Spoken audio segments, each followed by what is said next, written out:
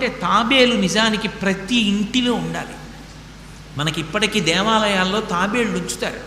ప్రతి దేవాలయంలో తాబేలు ఉంటుంది. పూర్వం ప్రతి నూతిలో ఒక తాబేలు నుంచేవారు.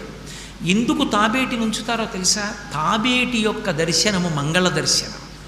తాబేటి వంక చూస్తే మంగళం. అందుకే ఇంట్లో కనీసం తాబేలు బొమ్మ అట్టి ఉంచుకుంటారు. ఉంచుకుని ఒకసారి ప్రయత్నపూర్వకంగా దాని వంక చూస్తారు. ఎందుకు తాబేలు ఇంట్లో ఉంచుకోవాలి అంటే దాంట్లో ఒక రహస్యం ఉంది. దీక్ష అని ఒక మాట. దీక్ష అన్న మాట దేనికి అన్వయం అవుతుంది అంటే యజ్ఞానికి అన్వయం అవుతుంది.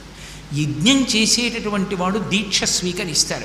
దీక్షా స్వీకారం చేశాడు అంటే ఇంటి లోపలికి మళ్ళీ వెళ్ళరు.